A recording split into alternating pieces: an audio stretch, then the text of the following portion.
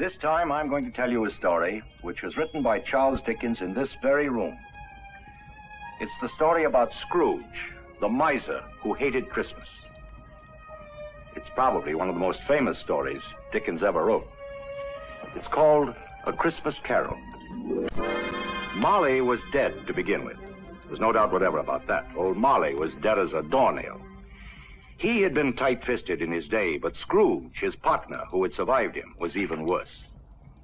He was a squeezing, grasping, scraping, clutching, covetous old sinner. Hello, Bob. Good morning, Mr. Fred. A Merry Christmas, Uncle. Bah, humbug.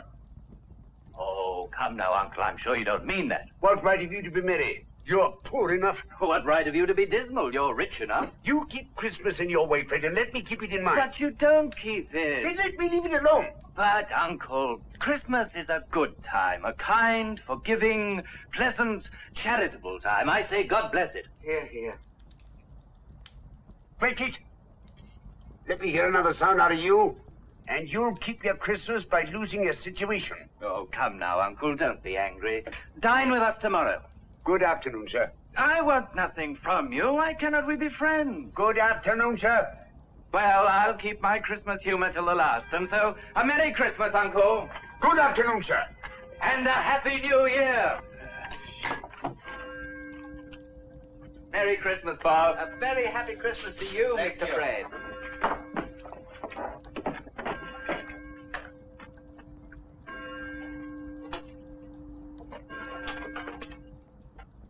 Bridget, time to close up. Don't forget to put your candle out.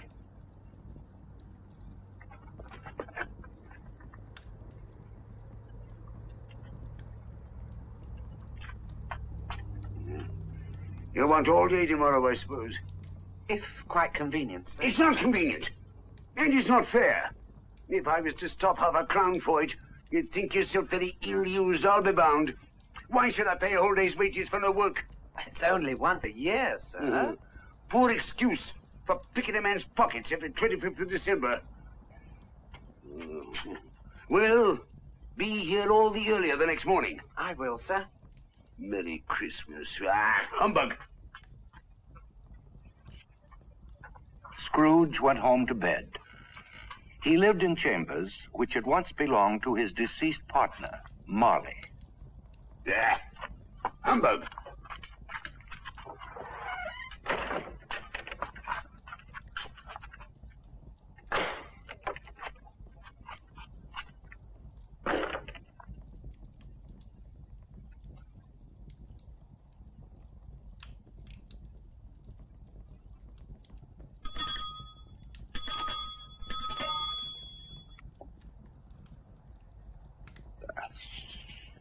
Humbug.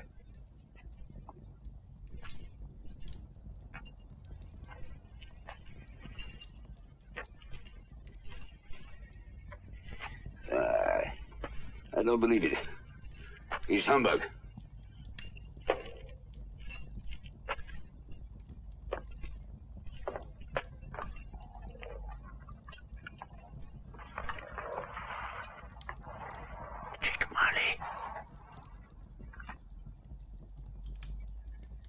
What you want with me?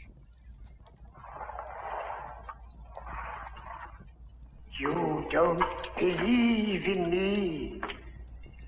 I do. I must. But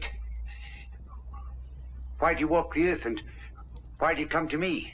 I am doomed to wander through the world and witness the happiness I cannot share, but might have shared on earth. I bear the chain of selfishness I forged in life. I made it link by link.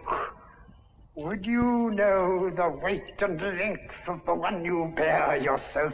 Oh, Jacob Marley, speak words of comfort to me. They come from other regions, Ebenezer Scrooge. But I am here to warn you. You have yet another chance to escape my fate. You will be haunted by 3 spirits. 3? Well, I think I'd rather not. Without their visit, you cannot hope to shun the path I tread. Expect the first when the church bell tolls once. Couldn't I take them all together and have it over with? Expect the second when the bell tolls twice. The third when the bell tolls thrice. Remember what has passed between us. Goodbye, Jacob. Goodbye.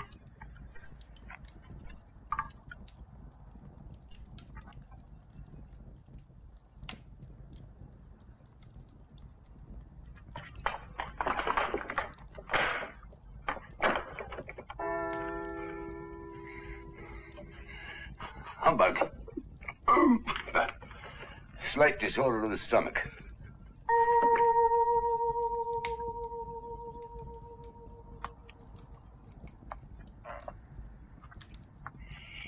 Are you the spirit whose coming was foretold me? I am. Oh, and what are you? I am the ghost of Christmas past. What business brings you here? Your welfare and your reclamation. Come with me.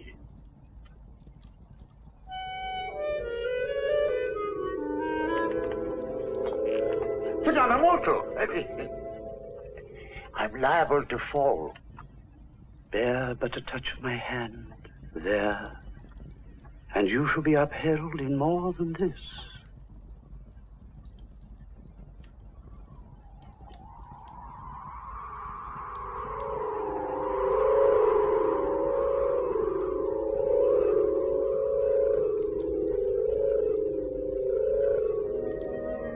Good heavens!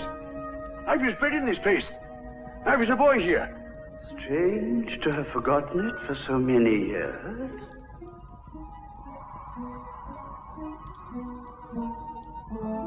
These are the shadows of things that have been. They have no consciousness of us. Let us go on. The school is not quite deserted. A solitary child, neglected by his friends, is left there still. I know. It's myself.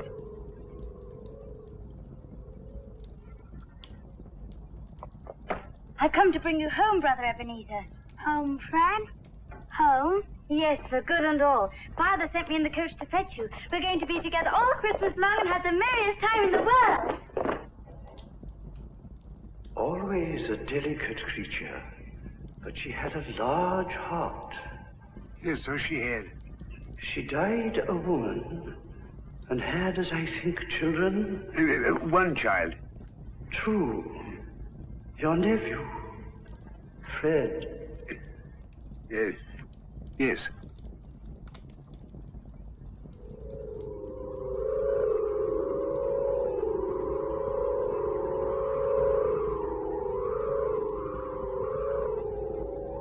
Know this door? Do it. I was apprenticed here.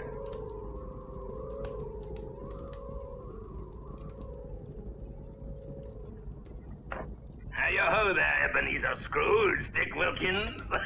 Oh, yo-ho there, my boys. No more work tonight. It's Christmas Eve. Ebenezer, Dick, come clear those desks away and make lots more room for some dancing. Ah, my dear fellow. Oh, what a lovely cake. Dick, put the cake down now.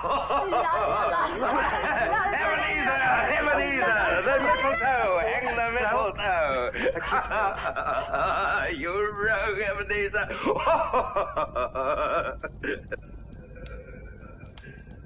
A small matter to make these folks so full of gratitude. Small?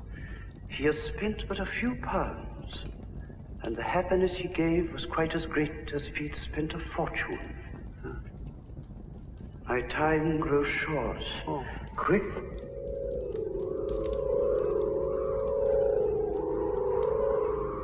Look again. Another idol has displaced me in your affections. A golden one. There is nothing so hard as poverty. You fear the world too much.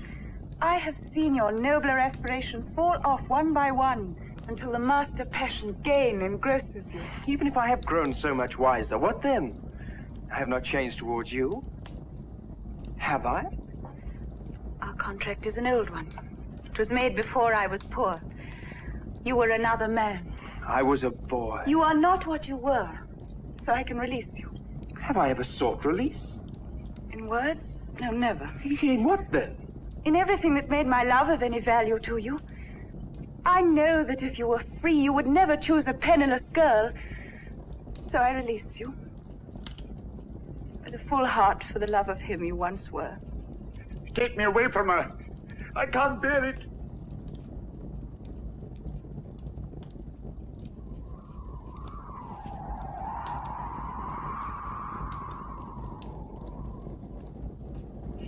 Leave me. Haunt me no more. I told you these were the shadows of things that have been.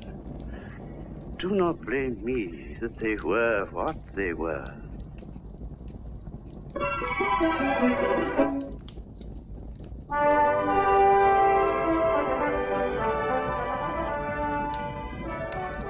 When the ghost of Christmas past had left him, Scrooge, who had been warned to expect 2 more spirits, was so ready for a good broad field of strange appearances that nothing between a baby and a rhinoceros would have astonished him very much.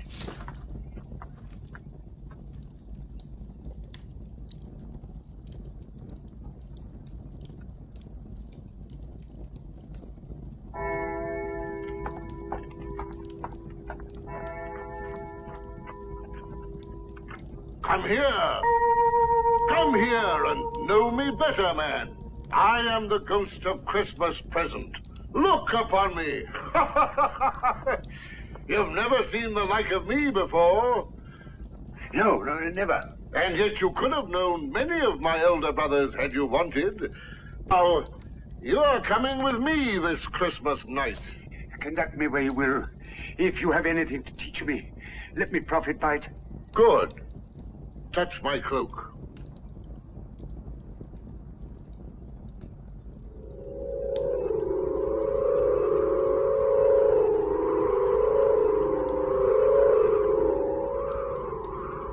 Your clerk, Bob Cratchit's house.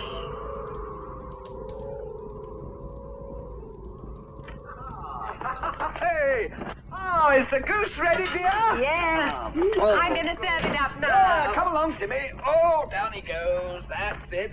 Oh, and I see you've mashed up the taters, Martha. Oh, yes, Papa, everything's ready. Good girl. Just imagine a goose, the whole goose, all for us. There, now, sit down. Come on. I'm going to dish the bird.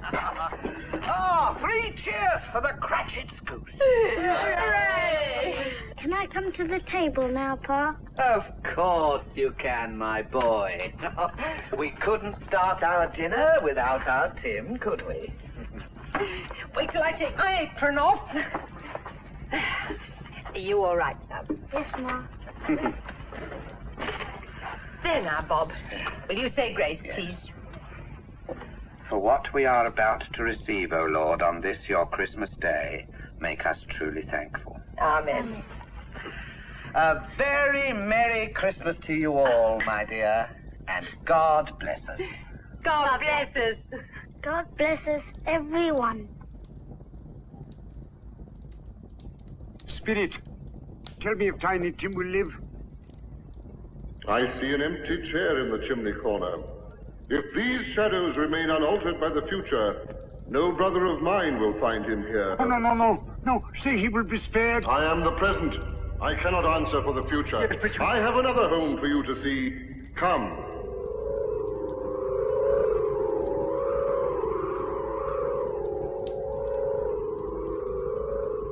This is your nephew Fred's house. Look.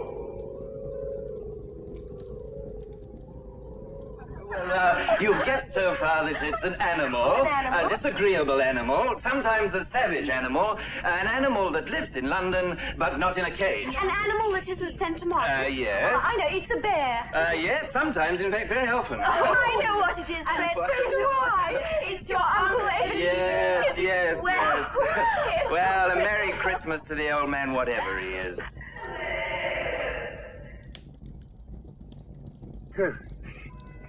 Where will it take me now? It is time for me to leave you. My life is ending. A spirit's life so short? My life upon this earth is very brief. It ends tonight. Tonight? At midnight. Mark what you have seen.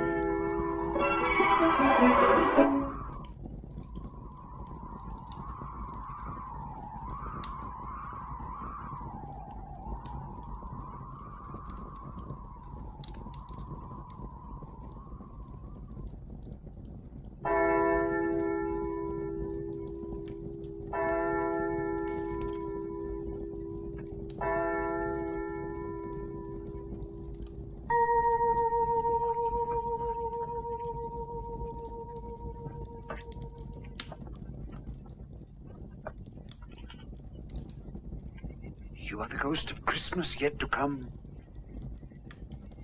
And you will show me those things that have not happened, but will happen in the future.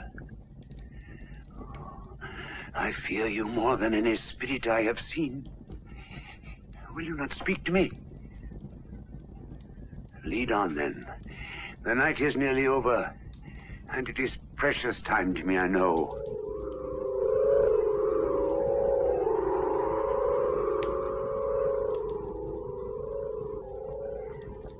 Father should be home soon. I think he has walked a little slower than he used to these last few evenings, Mother. I've known him walk very fast indeed with Tiny Tim upon his shoulder. He loved him so that it was no trouble. No trouble. Ah, there's your father now.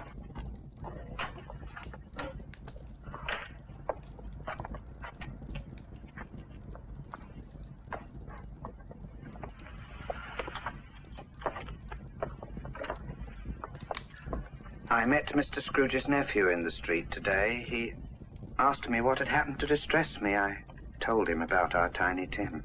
What did he say? I am deeply sorry for it, Mr. Cratchit, and deeply sorry for your good wife. Sure he's a good soul. If I can be of any assistance, he said, giving me his card.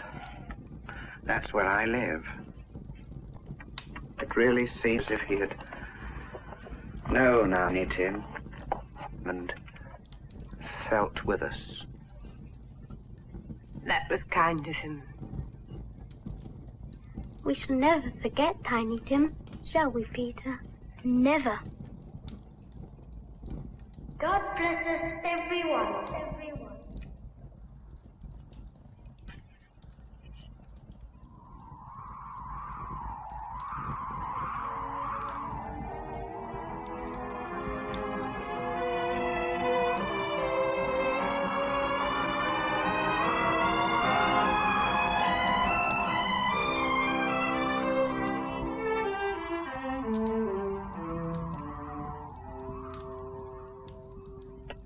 When did the old wretch die? Last night, I'm told. What was the matter with him? Heaven knows. Cold, isn't it? Seasonable for Christmas time. You're not a skater, I suppose. No. Something else to think of. Good morning. Good morning. Who were you talking about so carelessly? Huh?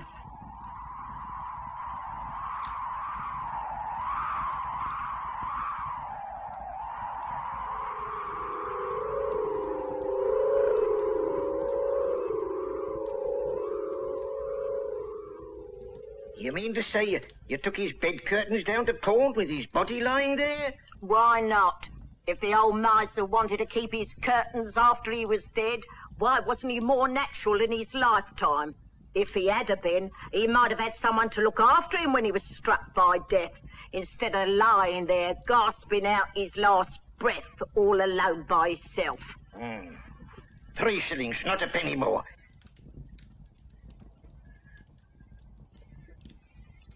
I see. The case of this unhappy man might be my own. My whole life tends that way.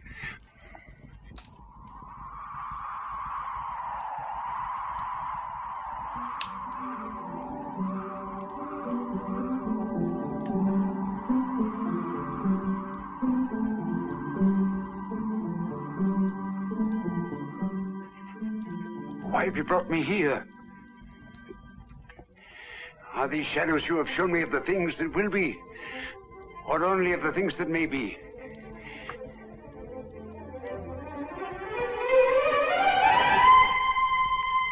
No! I am not the man I used to be. I will change. Why show me this if I am past all hope? I will honor Christmas in my heart. I will try to keep it all the year. Tell me, oh, tell me that I may sponge away the writing on this stone.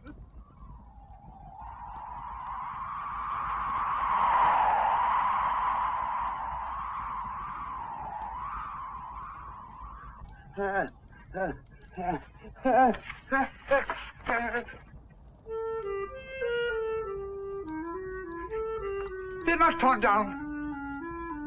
They're not torn down. They're here. I am here. The shadows of the things that would have been can be changed. Oh! Jacob Marley! Heaven and Christmas time be praised for this. Here's where the ghost of Jacob Marley entered. There's the corner where the ghostly future sat. And there's the window where I went with Christmas past and Christmas present. It's all right. It's all true. It all happened. But what's today, boy? Why, Christmas Day, of course. Christmas Day? Then I haven't missed it. You know the full-to-the shop around the corner where the prize turkey is big you were? Yeah? Go and buy it for me, boy. Do you mean it? Of course I mean it. Buy it and take it to Mike Clark, Bob Cratchit in Parsons Lane. Here, wait a minute. Yes, that should be more than enough. There, keep the change. Oh, thanks. Merry Christmas, boy. And who shall I say sent it, Oh, no, don't worry about that. Just say it's for Tiny Tim. Now run along and be sure that turkey gets there. Oh, the holly and the ivy, and both of them are grown, Rosalie. I hope so. Hello, Fred. Uncle Ebenezer. Come in. Come to dinner if you'll have me. Why, of course. So give me your hand and your thank you. There we are. Thank you, my dear. Thank you. How kind of you. Oh, no. Ooh, what a magnificent turkey.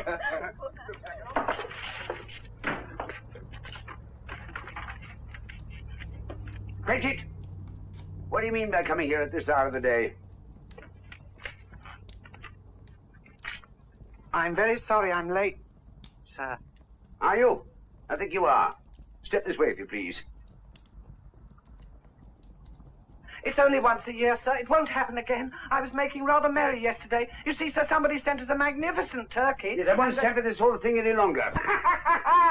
A Merry Christmas, Bob. A Merry Christmas. Raise your salary and assist your struggling family, but we'll talk about that later. A Merry Christmas to you, Bob, and many of them. A Merry Christmas to you, Mr. Scrooge. Scrooge did it all. He became as good a friend, and as good a master, and as good a man as the old city knew. And it was always said that if any man knew how to keep Christmas well, it was Ebenezer Scrooge. May the same be truly said of all of us.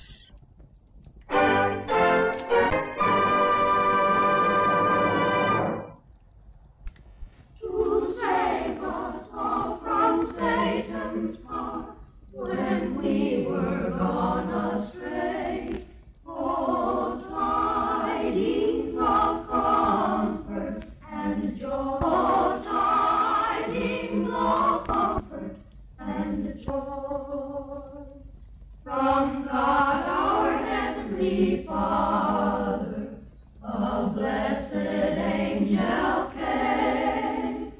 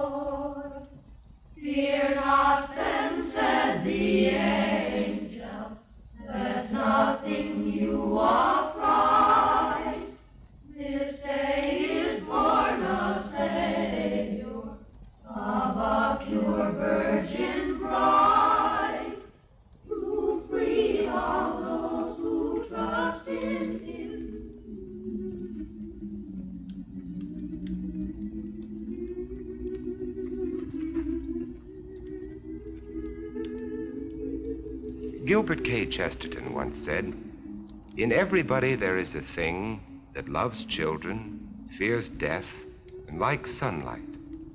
And this thing enjoys Charles Dickens." Before I tell you about the Christmas Carol, let me read to you what Charles Dickens himself wrote about this story. "I have endeavored in this ghostly little story to raise the ghost of an idea which shall not put my readers out of humor with themselves, with each other, with the season, or with me. May it haunt their houses pleasantly." Charles Dickens. To begin with, Jacob Marley was dead. There is no doubt about that. You will therefore permit me to repeat emphatically that Marley was as dead as a doornail. Did Scrooge know that he was dead? Of course he did. Ebenezer Scrooge and he had been partners for I don't know how many years. Scrooge never painted out Marley's name, and so there it stood 7 years afterwards above the warehouse door. Ebenezer Scrooge. Oh, but he was a tight-fisted old sinner, hard and sharp as flint. The cold within him froze his features because he always carried his own low temperature with him. And he didn't thaw 1 degree, not even at Christmas.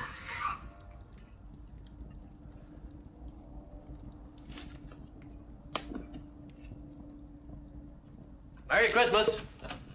Merry Christmas, Uncle. God save you. Christmas. Humbug. Christmas, a humbug? Uncle, you don't mean that, I'm sure. What reason have you to be merry? You're poor enough. What right have you to be dismal? You're rich enough. Humbug. What's Christmas to you but a time for finding yourself a year old or richer? Every idiot that goes about with Merry Christmas on his lips should be boiled in his own pudding. Now, Uncle, I know you... Now, you keep Christmas in your own way, Fred, and I keep it in mine. Be off now. It's a place of business. And don't be angry. Caroline will be happy to see you. Why did you ever get married? Because I fell in love. Love? That's the only thing in the world more ridiculous than... Hard to find you this. Merry Christmas, Doc. Hear another sound from you, and you'll keep your Christmas by losing your situation.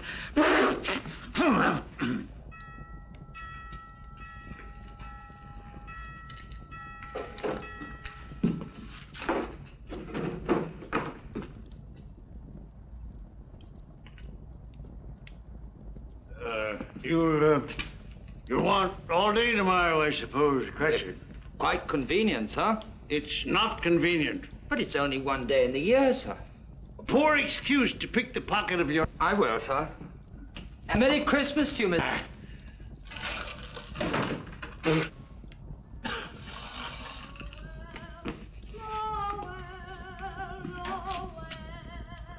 Christmas. Nonsense. Humbug.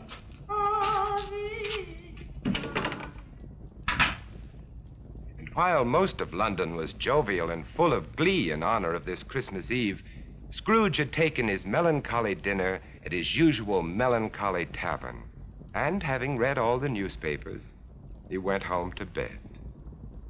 Scrooge lived in the chambers which had once belonged to Marley, his ex-partner, and as I have remarked before, Marley is dead these last 7 years. Dead as a doornail.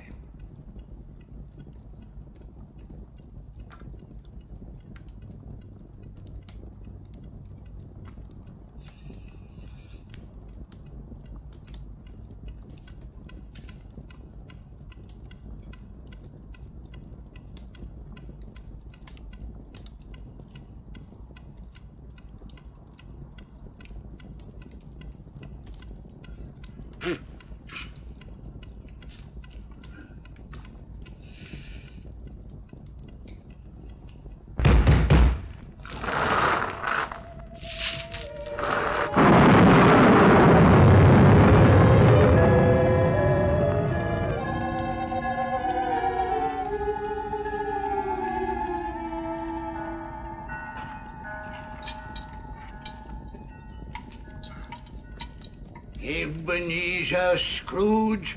How now? What do you want of me? Much. Who are you? Like I was your partner, Jacob Marley. You don't believe in me?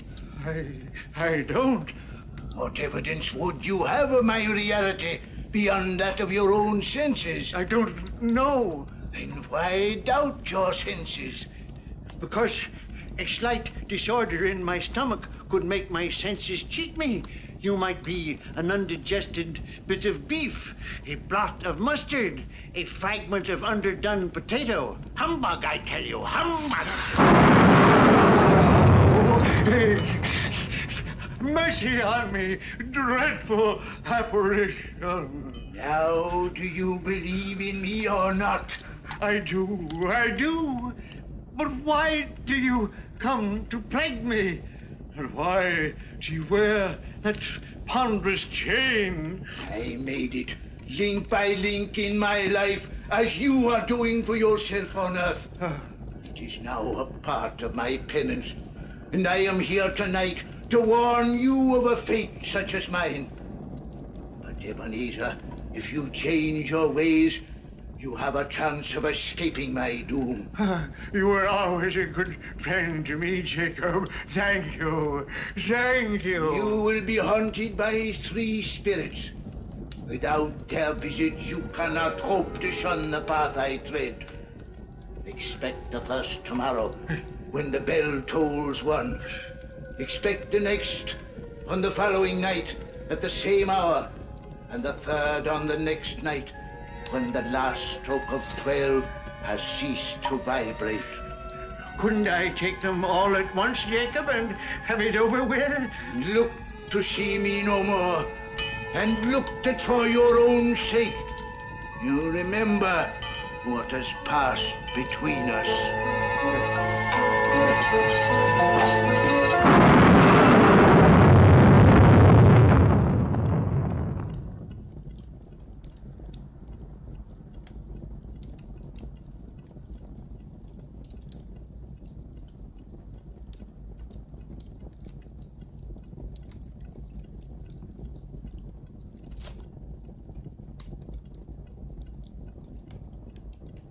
Scrooge tried desperately to say humbug to the strange happening, but the word stuck in his throat, unuttered.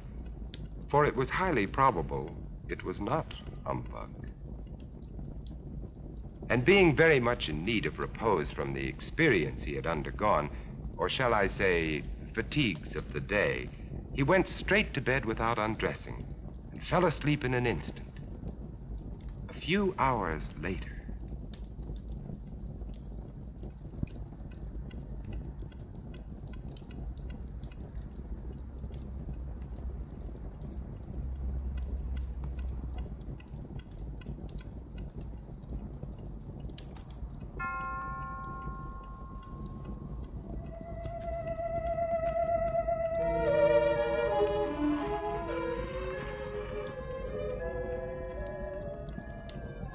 Are you the spirit whose coming was foretold to me? I am. Who and what are you? I am the ghost of Christmas past. Long past? No. Your past. What business brings you here? Your welfare. I have things to show you, which are the shadow of the things that have been. Rise.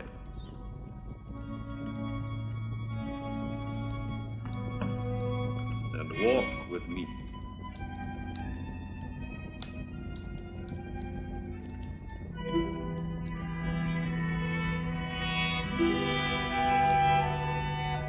the ghost of Christmas past led Scrooge down the road which he had forgotten for so many years. He showed him a Christmas day in the past, which was a happy one for most children, but not for one lonely schoolboy. Ebenezer Scrooge. Do you know that boy?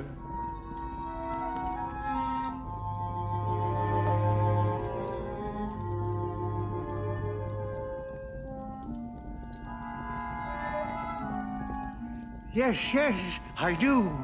It is I, as a boy. Oh, I remember that Christmas well. I felt so lonely. My playmates, They didn't like me. It was because you had shunned them.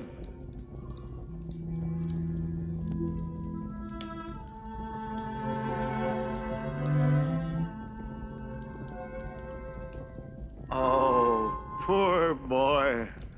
I wish... What is the matter? There was a boy singing a Christmas carol on the street last night. I should have liked to have given him something, that's all. Shall I show you another Christmas, 40 years ago, when a fair young girl released you from your marriage contract? No, no. Because she discovered you had ceased to love her. Your greed, avarice, and desire for wealth had killed the love she had for you. No, no, Spirit, show me no more. Leave me. Haunt me no longer. Awakening in the middle of a prodigiously tough snore and sitting up in bed to get his thoughts together, Scrooge had no occasion to be told that the bell was again upon the stroke of 1.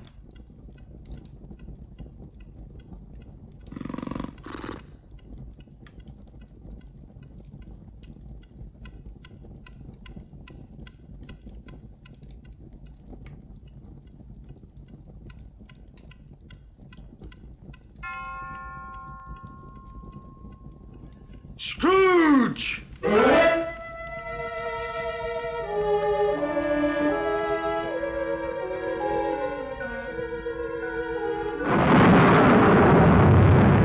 I am the ghost of Christmas present. Look upon me. Yes, Spirit. Conduct me where you will. I went forth last night on compulsion, and I learned a lesson which is working now. Tonight, if you have aught to teach me, let me profit by it. Touch my robe.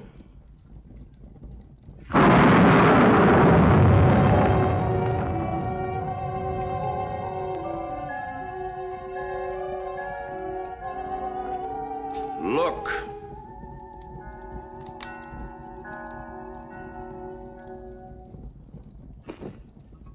Belinda, bring the plates. Oh, Belinda, there's a great deal of work to be done. Help your sister. Missy, you get the... As I came by outside, I could smell the sage and the onions. And you knew it was off, Mother. Oh, I certainly did, boy. Peter, set the chair. Can I put some chestnuts on the fire, Mother? No, your father will do that when he comes. What has gotten your precious father? And your brother, Tiny Tim? And Martha wasn't as late last year by half an hour. Oh. This is the house of your clerk, Bob Cratchit. But he has hardly a penny to his name.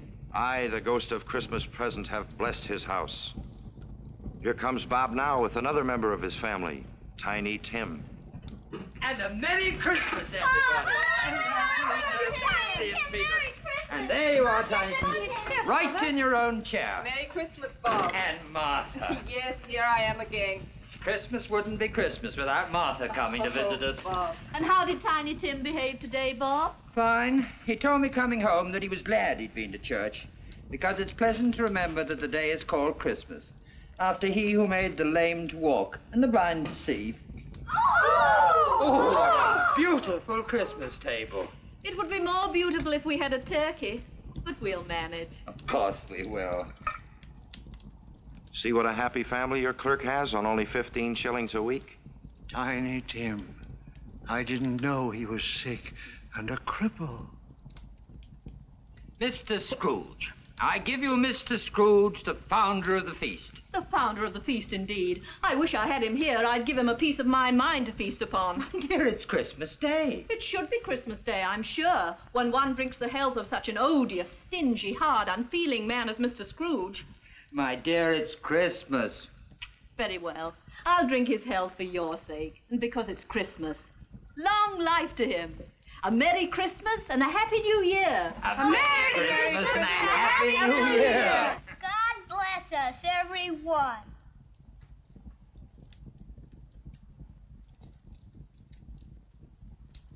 Tell me, Tiny Tim, will he live? I see a vacant seat and a little crutch without an owner. No, no. Say he will be spared.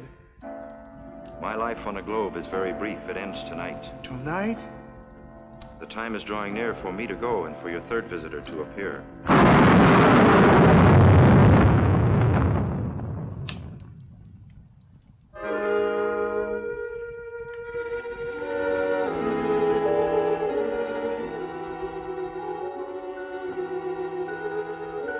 am in the presence of the ghost of Christmas yet to come. Ghost of the future, I fear you more than any specter I have seen. But lead on, I want to know.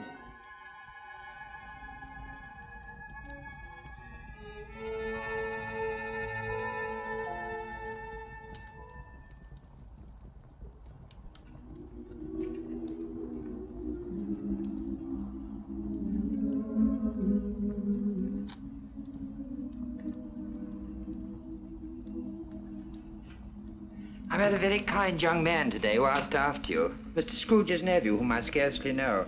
I told him about Tiny Tim, and he said, I'm heartily sorry for you and your good wife. By the by, how he ever knew that, I don't know. You what, dear? That you were a good wife. Oh, everyone knows that. And he said, if I can be of any service to you at any time, pray come to me.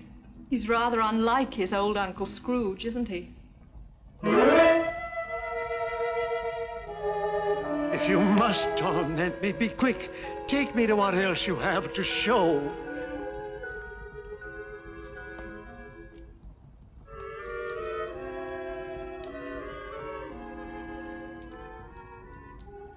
I don't know much about it either. I only know he's dead. When did he die? Last night, I believe. What had he done with his money? I haven't heard, but he'll have no use for it where he's going. It's likely to be a cheap funeral, for upon my life I don't know anyone to go to it. Suppose we make up a party and volunteer. When I come to think of it, I'm not at all sure that I wasn't his most particular friend, for we used to stop and speak whenever we met. I don't mind going to his funeral if lunch is provided. Tell me what man they are speaking of. Who is it that lies dead?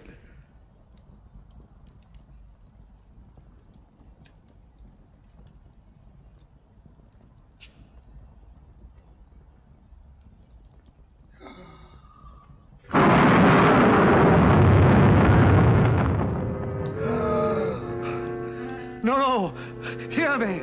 I am not the man I was. Assure me I yet may change the shadows you have shown me. I will honor Christmas in my heart and try to keep it all the year.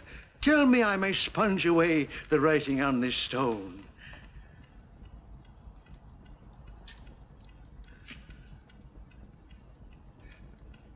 Marley!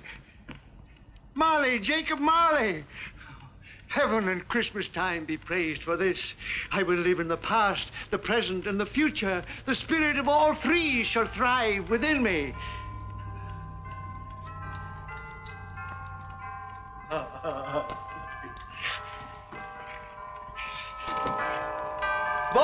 oh boy! Yes, sir? What's today?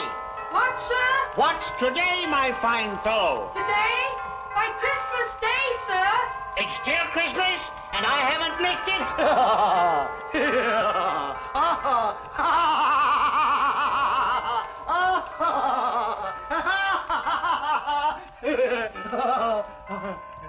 For a man who had been out of practice for years, Scrooge gave a most illustrious laugh, the father of a long line of brilliant laughs.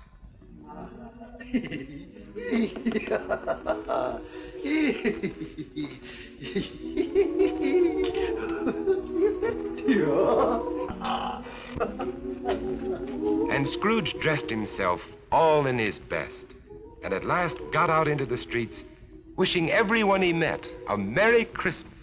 Mr. Fred, come in. Have you room at your table for some friends? Oh, you're very welcome, Mr. Fred, sir. And you too, ma'am. I only hope that our lowly feast is to your liking. Now, don't fret about provisions. We've brought plenty for all. Merry Christmas, Bob! Mr. Scrooge! And Mrs. Cratchit, for you. Mr. Scrooge! My dear, that's for you. Darling, for you. For me? And you, sir. Oh, Mr. Scrooge, I don't know how we can ever thank you. Don't. And I'm going to raise your salary and help your large family in every way possible. And Tiny Tim. I saw a friend of mine at church just a little while ago. A famous surgeon. You and I are going to see him tomorrow. And he's going to be your friend, too. Mr. Scrooge! Merry Christmas, Mr.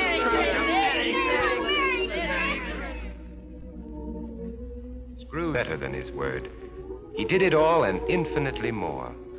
And to Tiny Tim, who did not die, he was a second father.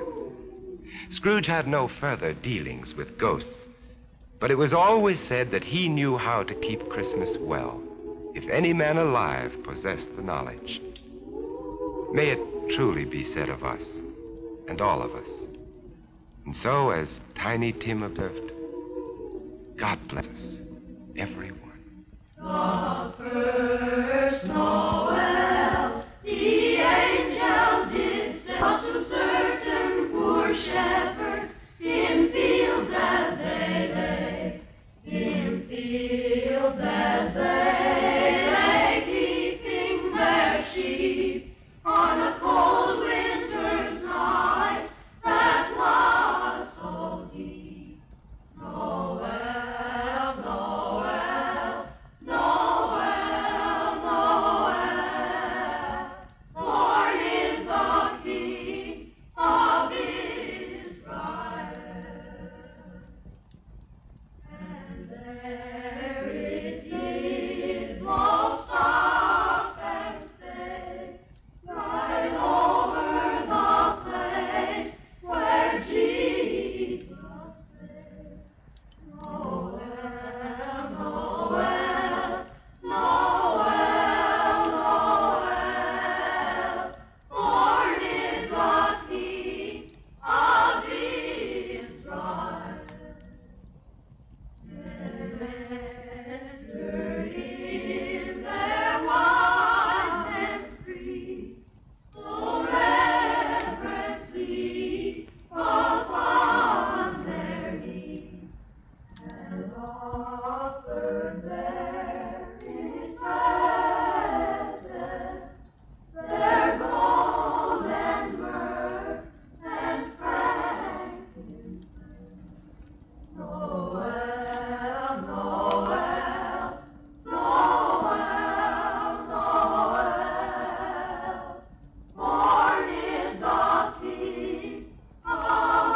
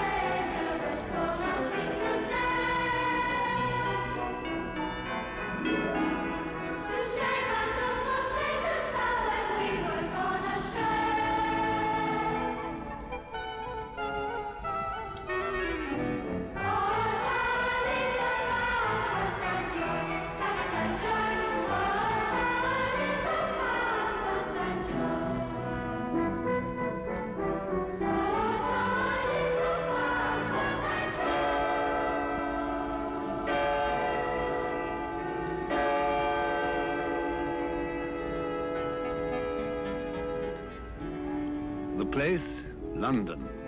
The time, 1843. The season, that of jollity, of festivity and charity, holly and berries and goodwill to all men, with perhaps one exception. And it is with this exception that we are concerned in our story. The exception is Ebenezer Scrooge.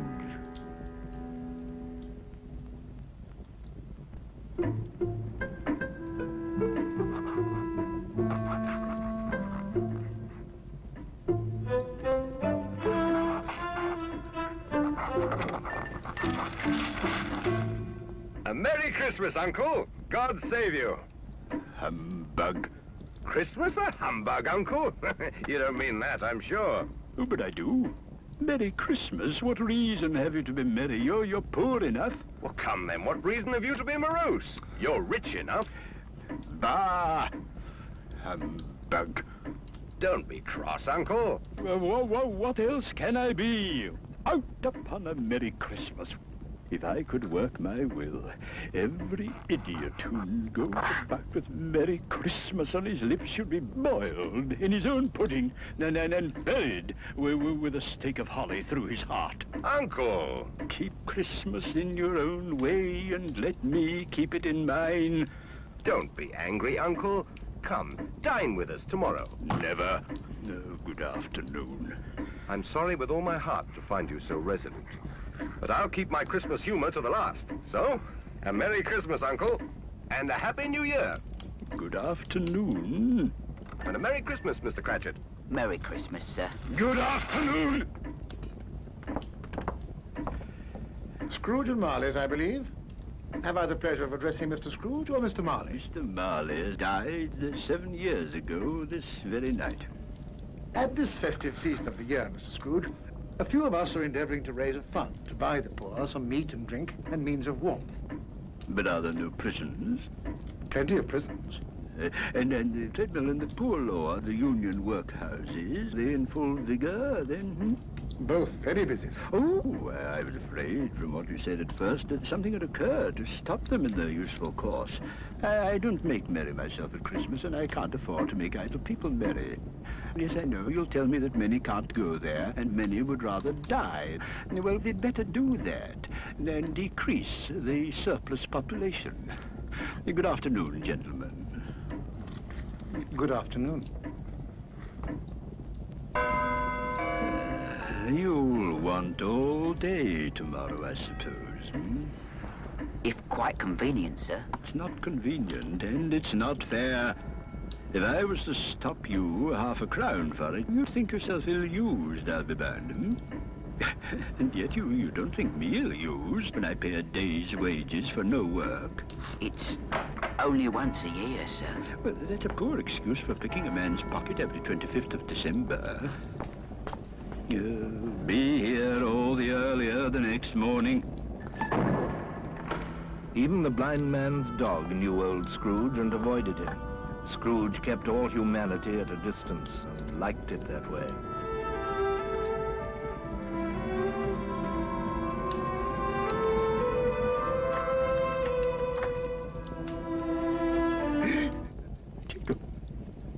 Jacob Marley.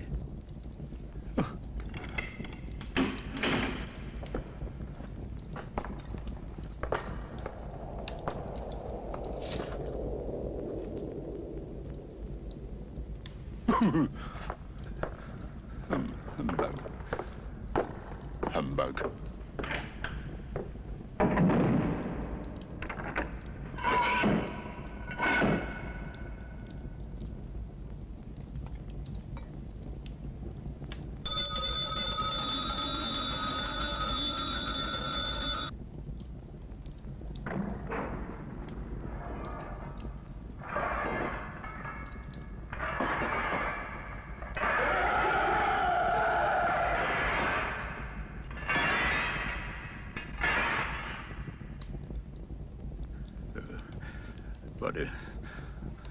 What do you want with me? March, you don't believe in me. I don't. Because you may be an undigested bit of beef, a fragment of an underdone potato. There's more of gravy than of grave about you.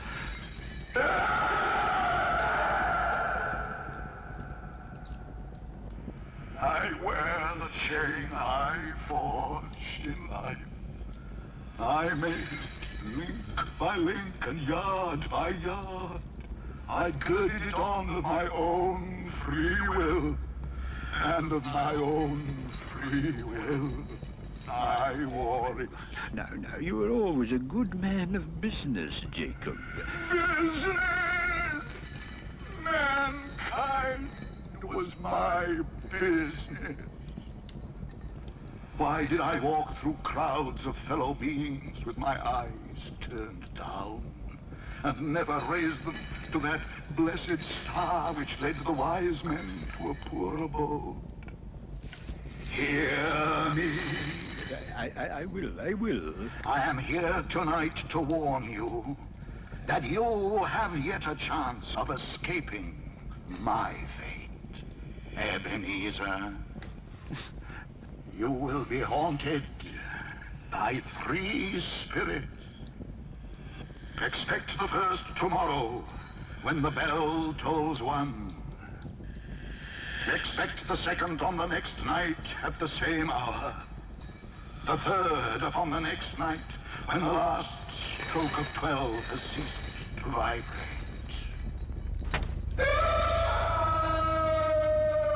The air was filled with moaning phantoms. Their misery was plainly that they had lost the power to interfere for good in human matters.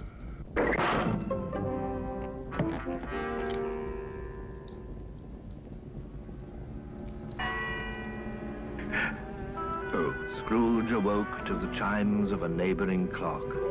His room was flooded with light, and a hand opened the curtains of his bed. Are you the spirit, sir, whose coming was foretold to me?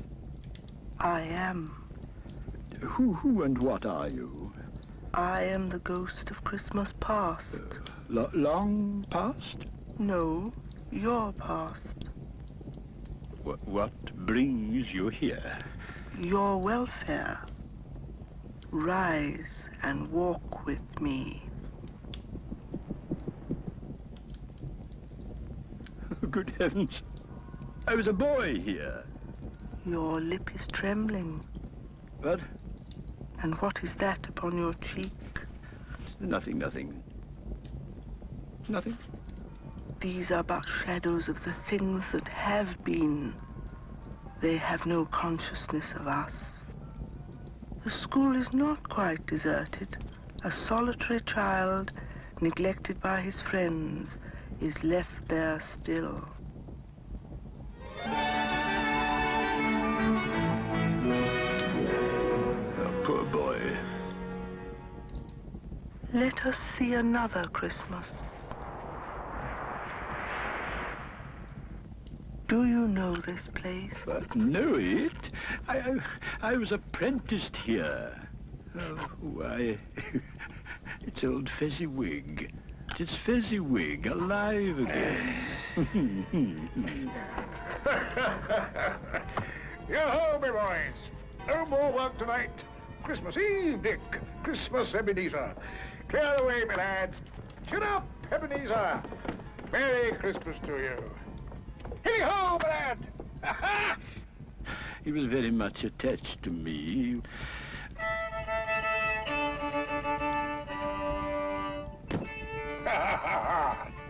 Welcome! Welcome, everybody! Merry Christmas to you all!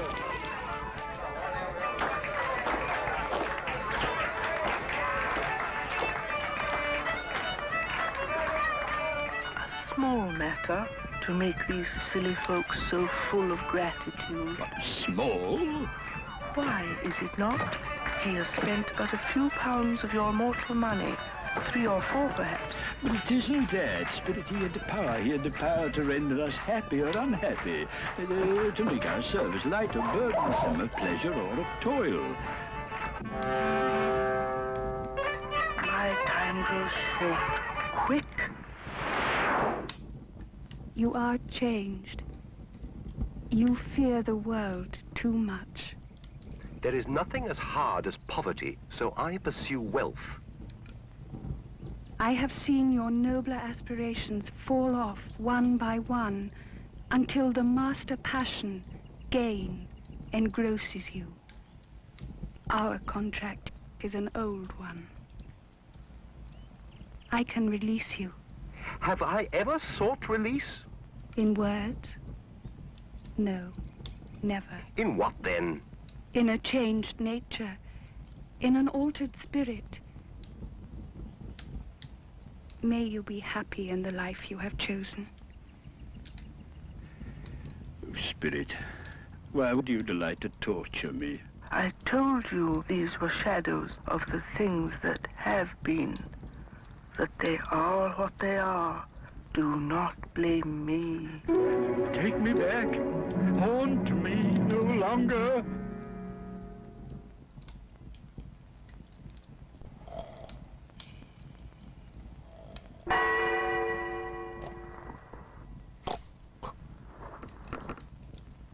Enter, Ebenezer Scrooge. Come in and know me better, man. I am the ghost of Christmas present. You have never seen the like of me before. Spirit, conduct me where you will. If you have aught to teach me, well, let me profit by it. Touch my robe.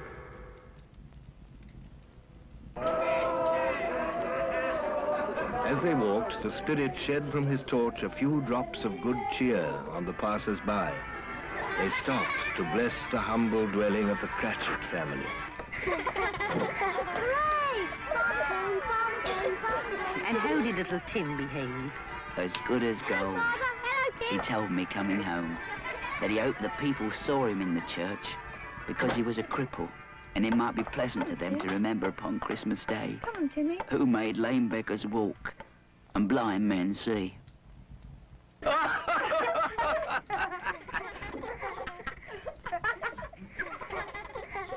little boy lost in the snow. The little boy's lost in the snow. A Merry Christmas to us all, my dears. God bless us. God bless us, everyone. God bless us. God blesses everyone. Spirit, tell me if Tiny Tim will live. I see a vacant seat in the poor chimney corner, and a crutch without an owner, carefully preserved. No. If these shadows remain unaltered by the future, the child will die. No. What then? If he be like to die, he had better do it. Don't. And decrease the surplus population. Oh, God. To hear the insect on the leaf pronouncing on the too much life among his hungry brothers in the dust. What place is this? A place where miners live, who labor in the bowels of the earth. But they know me. See? God rest ye merry gentlemen, let nothing you dismay. Remember Christ our Savior was born on Christmas Day to save us all from Satan.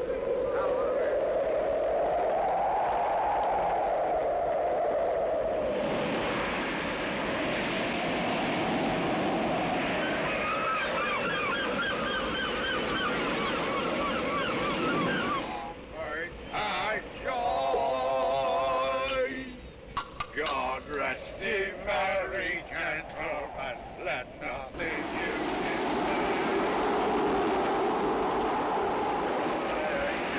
Was born on Christmas night to save us all from Satan's power when we have gone astray.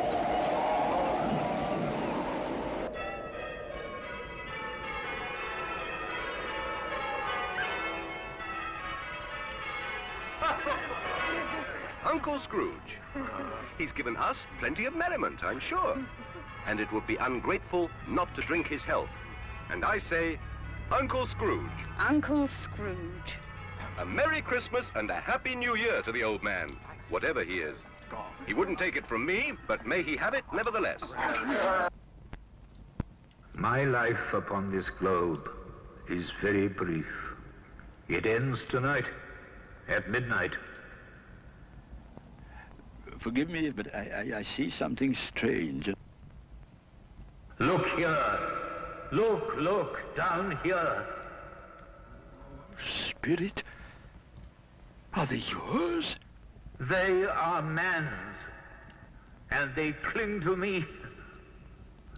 This boy is ignorance. This girl is want. Beware them both, but most of all, beware this boy. Have they no refuge? No resource? Are there no prisons? Are there no workhouses? I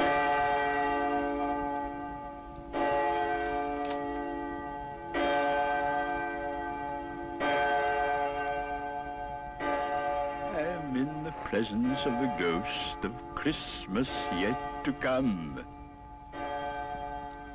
You are about to show me shadows of things that have not happened, but will happen in the time before us. Is that so, Spirit? Ghost of the future, I fear you more than any spectre I have seen. But as I know your purpose is to do me good, lead on, Spirit.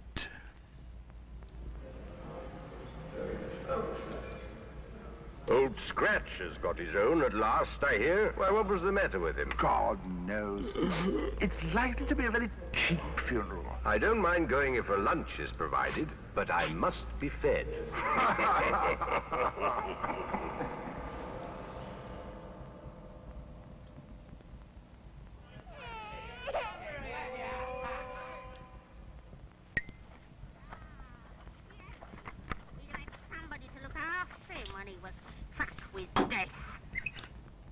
Come into the parlour. Come into the parlour. Come into the parlour. Come on. Open that bundle, old Joe. What have we got here, buddy? His blankets. Bed curtains. You don't mean to say you took 'em down, rings and all, with him lying there? Yes, I do. If he wanted to keep him after he was dead, why wasn't he natural in his lifetime? It's a judgment on him. Spirit, I see. Yes, I do see. Oh, God, merciful heaven, what is this? Spirit, this is a fearful place. In leaving it, I'll not leave its lesson. Let us go. I understand you, and I would do it if I could, but I have not the power. Spirit, I have not the power. Oh, let me see some tenderness connected with the death. My little child. My little child.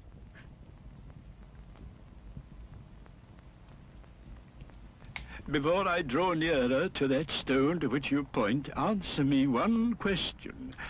Are these the shadows of the things that will be, or are they shadows of the things that may be only?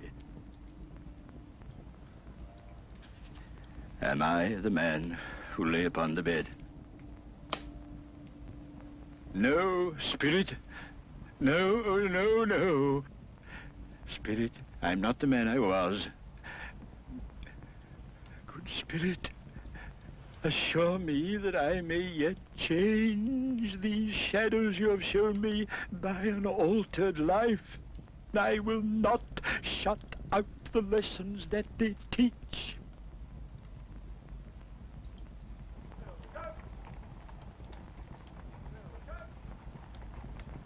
They're not torn down. Look, rings and all. Yes, I will live in the past, the present, and the future. Oh, Jacob Marley, heaven and the Christmas time be praised for this.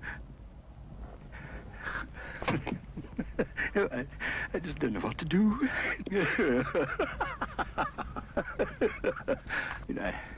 I don't know what day of the month it is. I don't know how long I've been among the spirits. I don't know anything.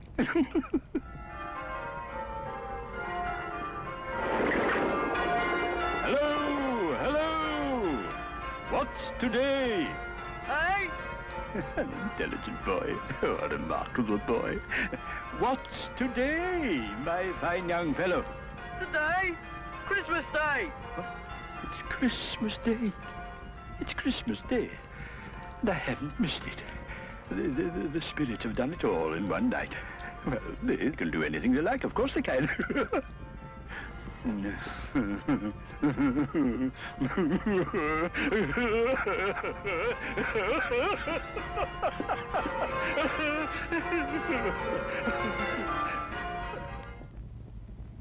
You know, I scarcely ever looked at it before, but it's a wonderful knocker. I'll send it to Bob Cratchit's. And he shan't know who sends it. my dear sir, how do you do? A Merry Christmas to you, sir. Mr. Scrooge. Yes. Well, allow me to ask your pardon. Will you come and see me? I will. I will. Oh, thank you. Oh, bless you. Is your master at home? Yes, sir. He's in the dining room along with mistress. Thank you. I'll just go in myself. Fred. Well, bless my soul. Come in, Uncle. Come in, Uncle. Hello. And what do you mean by coming here at this time of day? I am very sorry, sir. It's only once a year, sir. It shall not be repeated. I was making rather merry yesterday, sir. Now, I'll tell you what, my friend. I am not going to stand for this sort of thing any longer. And therefore, I am about to raise your salary. A Merry Christmas, Bob. A Merry Christmas. I will raise your salary, Bob, and endeavor to assist your struggling family. And we'll discuss your affairs this very afternoon, Bob. Scrooge was better than his word. He did all he had promised and more. And to Tiny Tim, who did not die, he was a second father. It was said thereafter that Ebenezer Scrooge knew how to keep Christmas well, if any man alive possessed that knowledge.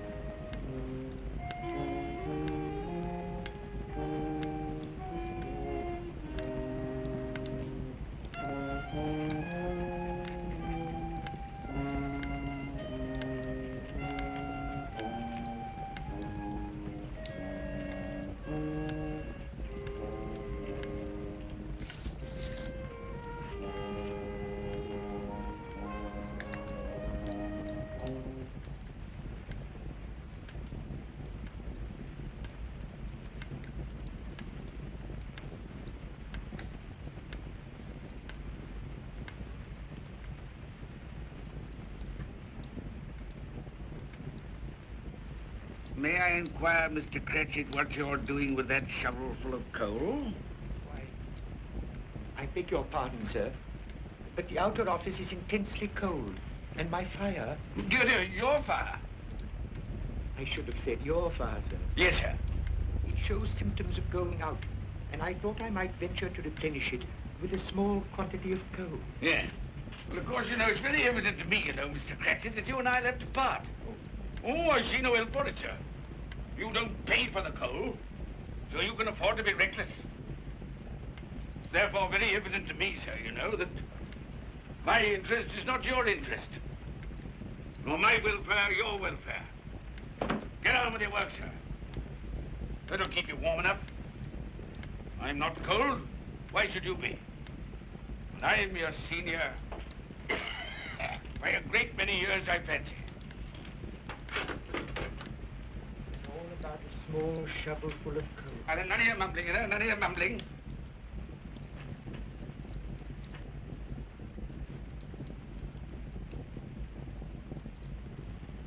You have a wife and family to support, I understand. Yes, sir. Yes, sir. How many children you got? Around half dozen, sir. 3 boys and 3 girls. Tut, tut, tut. Can I afford a wife? Yes, sir. Eh? I mean, no, sir. Have I any children? I don't know, sir. Eh? No, sir. How much am I constrained to pay you a week for your services? 15 shillings, sir. Ah, be to your interest, sir, to see that you're worth it.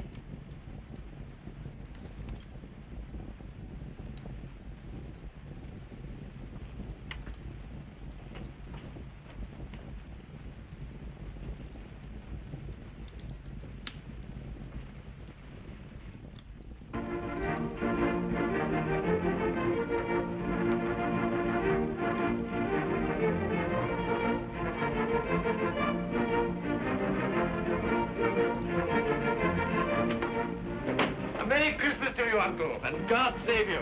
Bah! Humbug. Christmas a humbug? You can't mean that, I'm sure. I do mean it, sir. What right have you to be merry? What reason have you to be merry? You're poor enough. Come then. What right have you to be dismal? What reason have you to be morose? You're rich enough. Bah! Humbug. Oh, don't be cross, Uncle. How can I help being cross, sir, when I live in such a world of fools as this is? A Merry Christmas. What's Christmas time to you, sir? The time for paying bills without money. Time for finding yourself a year older? Not a penny of it, sir. If I had my way, sir, every fool who goes about saying Merry Christmas should be boiled with his own pudding and buried with a stake of olive to his heart.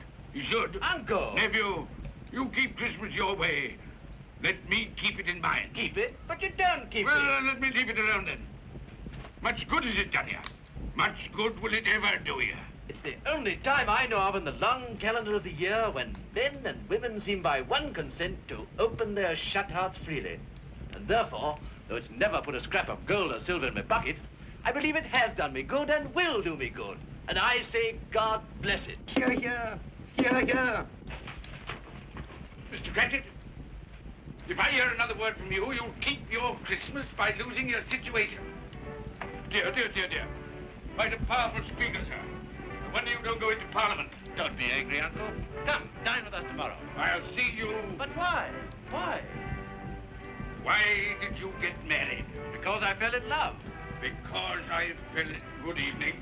You never came to see us before, then, heaven. Why give that as a reason for not coming now? Good evening, sir. But I want nothing from you. I ask nothing of you. Well, you won't get it, so you won't be disappointed, will you? We've never had a quarrel to which I've been party. So why not let us part friends? Good evening, sir. Well, I'm sorry with all my heart to find this around you. But I've made the trial in homage to Christmas, and I'll keep my Christmas humor to the last. So a Merry Christmas, Uncle. Good evening, sir. And a Happy New Year. You're a noisy devil, that's what you are, sir. Merry Christmas, Bob Cratchit. And the same to you, sir, and many of them, and not forgetting your good lady, Mrs. Fred. Thank you, Cratchit. A Merry Christmas to you. A Merry Christmas.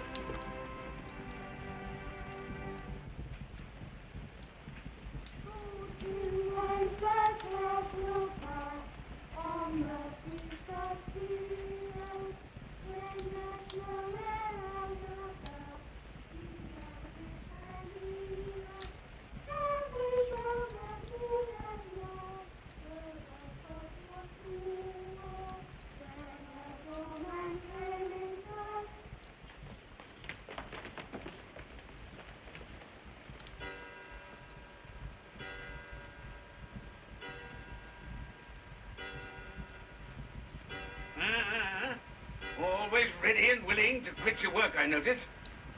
It's 7 o'clock, sir. That clock's fast. By the way, I suppose you'll want all day off tomorrow, eh? Well, sir, if it's quite convenient. It isn't convenient. It isn't fair. If I were to stop half account for it, oh, you'd be mightily ill-used, I'll be bound, wouldn't you? Don't think I'm ill-used, do you? When I have to pay a whole day's wages. No work. It only happens once a year, sir. That's a pretty excuse for picking a man's pocket every 25th of December. Well, I suppose you've got to have it. Yeah, there's the key. You see, sir, that you're here all the earlier next morning.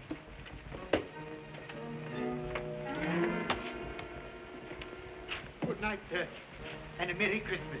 Bah, humbug.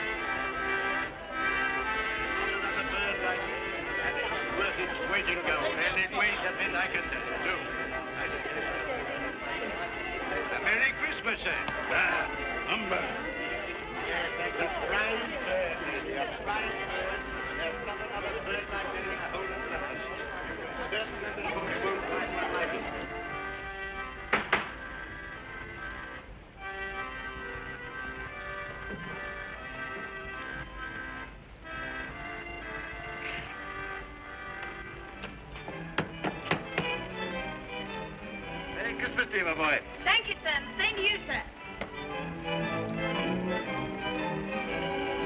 Oh! There you go.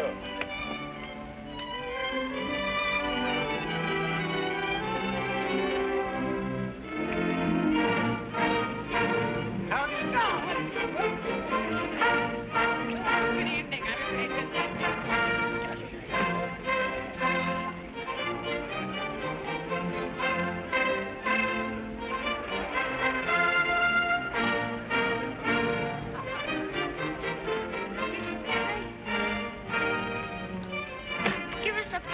Get out of this.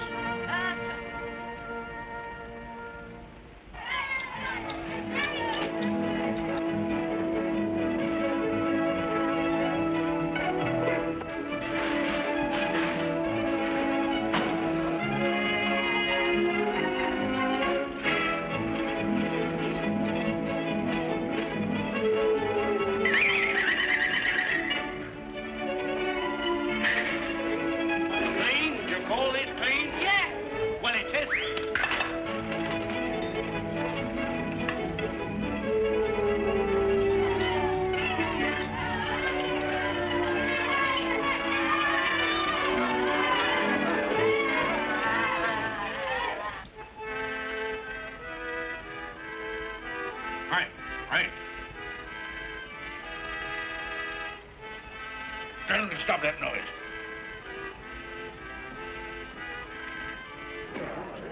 My lord, will you make your speech now, or will you let the ladies and gentlemen continue to enjoy themselves?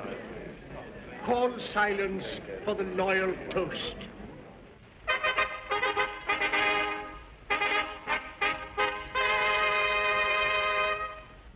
My lords, ladies and gentlemen, pray silence for the Right Honourable the Lord Mayor of London. My lord.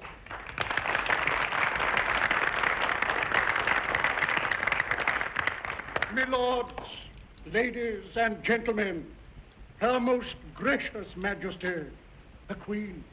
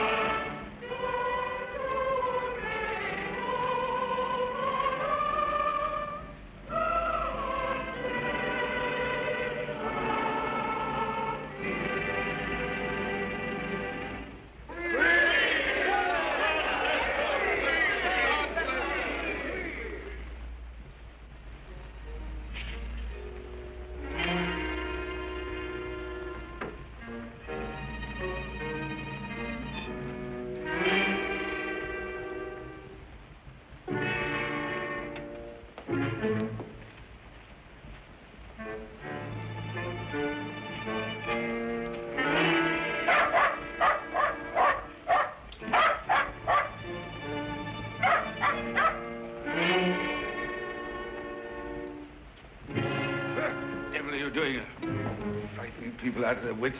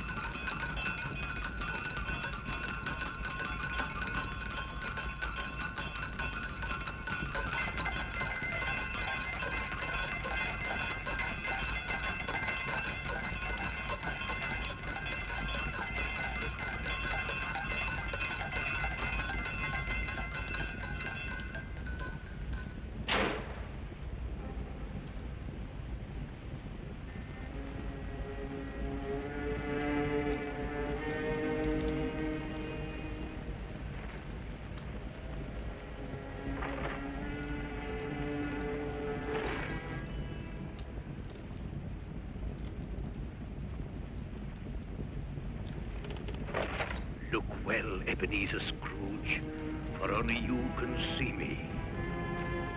What you want with me? Much. Oh, yeah. In life, I was your partner, Jacob Marley. In life? Why do you trouble me? It is required of everyone that the spirit within him should walk abroad among his fellow men. And if that spirit goes not forth in life, it is condemned to do so after death. My spirit never walked beyond the narrow limits of our money-changing home. So I cannot rest. I cannot stay. I cannot linger anywhere. You are bittered. Why? I wear the chain I forged in life. I made it link by link. Would you know the weight and length of the coil you bear yourself? Speak words of comfort to me, Jacob Marley. Speak words of comfort. Comfort? I have none to give. I am here to warn you, to save you if that be possible. To warn? To save me? From what? From such a fate as mine, to wander through the world and witness what I cannot share, but might have shared on earth and turn to happiness. But you were always a good man of business, Jacob. Business. Mankind would have been my business. Charity, forbearance, benevolence, all were my business, as they should be yours. Now heed me, for my time is short. You will be haunted by 3 spirits. Without their visits, you cannot hope to shun the path I tread. You shall behold the visions of a Christmas past, a Christmas present, and a Christmas yet to come. Expect the first when the clock strikes midnight tonight. Marley! Look to see me no more. Marley!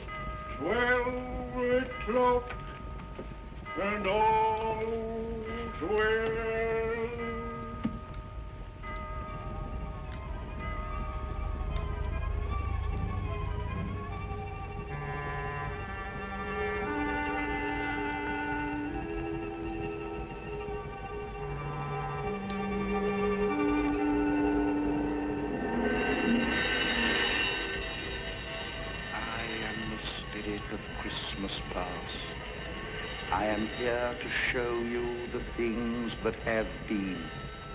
Look back beyond the gulf of vanished years.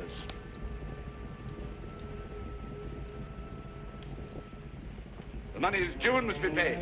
But, sir, that's impossible. Then I shall have no alternative but to take immediate steps to recover it. But, sir, you must see that if... That is the way I conduct my business. You don't mean sell us up? That is precisely what I do mean. But, sir, I couldn't work in the hospital. Mr. Scrooge, I beg of you. Good day. You can't do this. You can't be so unjust. Give us a little more time. A week. Please.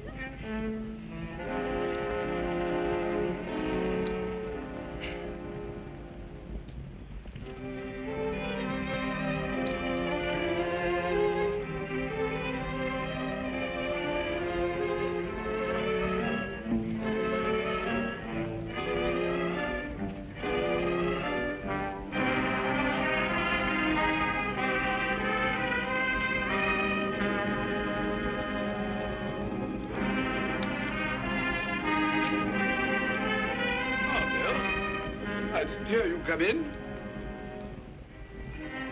So it is true. What do you mean? What they say. You're a man without pity, without remorse, who weighs everything in the scale of profit and loss.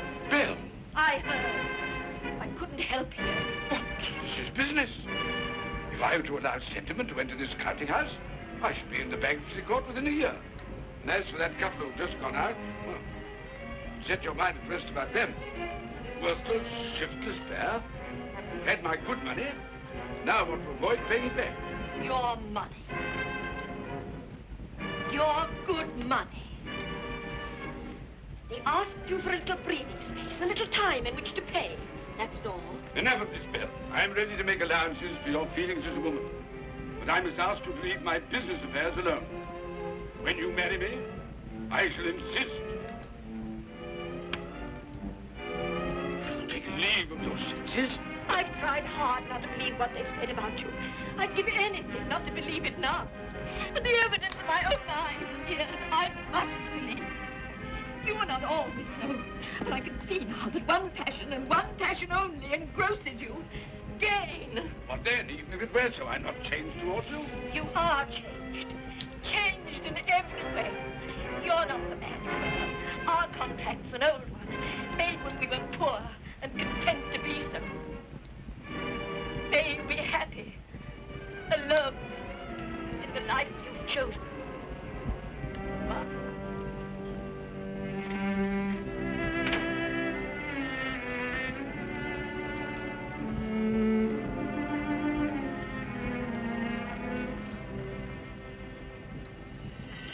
now look and see the happiness you have missed.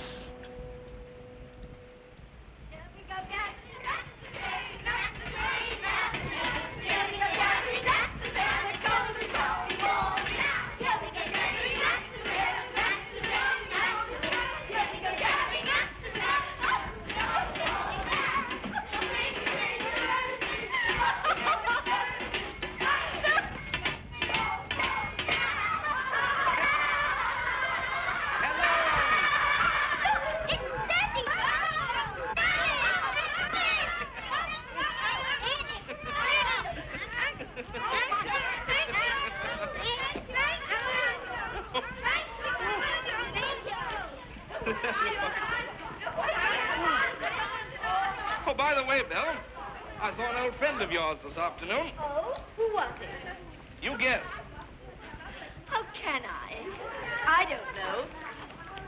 It wasn't Mr. Scrooge. Mr. Scrooge it was. I passed his office window, and as it was not shut up and there was a candle inside, I could scarcely help see him. His partner's on the point of death, I hear.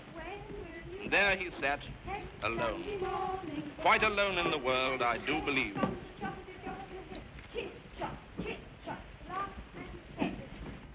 Spirit, I cannot bear it. Haunt me no more. I told you these were the shadows of the things that have been, that they are what they are. Do not blame me. Take me back.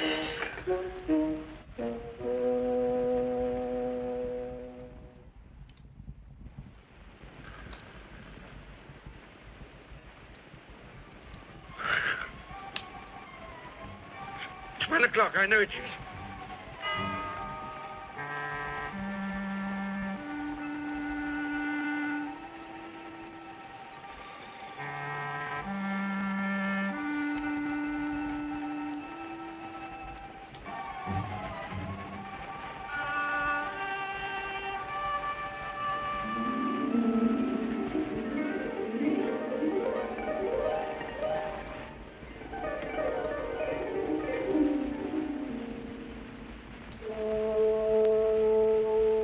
Come in and know me better, man. I am the ghost of Christmas presents. Look upon me. You have never seen the like of me before. Never. I've never walked forth with the younger members of my family, meaning I am very young. My elder brothers, born in those later years. I don't think I have. I'm afraid I have not. Have you many brothers, Spirit? More than 1,800. A tremendous family to provide for. Spirit, conduct me where you will. Already I have been forth under compulsion and learned a lesson which is working now. If you have aught to teach me, let me profit by it. Touch my robe.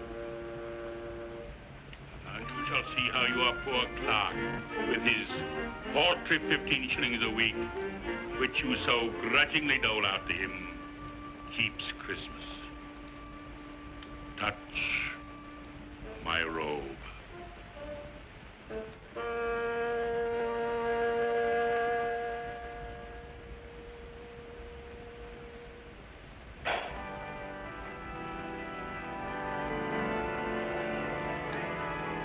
Up, you tiny Tim.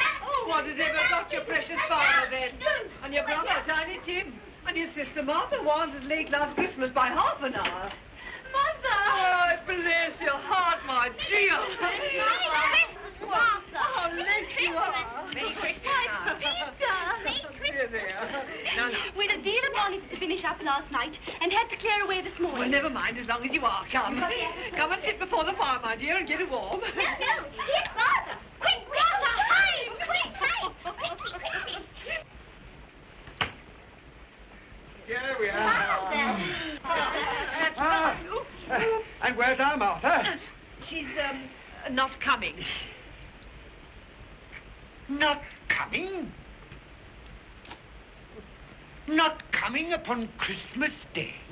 Yes, Father dear, here I am.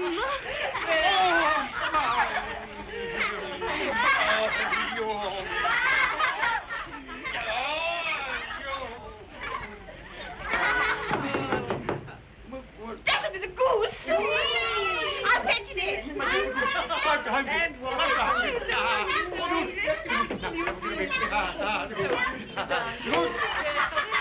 You're cold.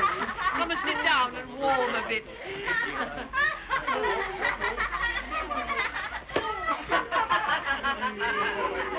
And how did Tiny Tim behave? As good as gold, and better. And somehow he gets thoughtful, sitting by himself so much, and thinks the strangest things you ever heard. He told me, coming home, that he hoped that the people in the church saw him, because he was a cripple, and that it might be pleasant for them to remember, upon a Christmas day, who made lame beggars walk and blind men see.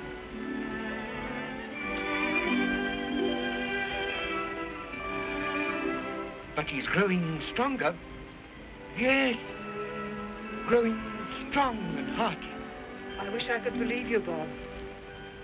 But I'm afraid.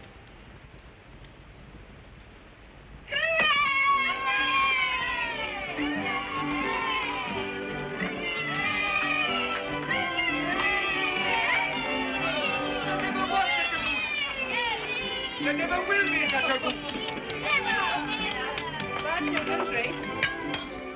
For what we are about to receive, may the Lord make us truly thankful. Amen. I can already vouch for it. And its flavor will I know surpass my utmost expectations. With the mashed potatoes and the apple sauce, it will, I am sure, present a delightful combination that we shall remember until our dying day.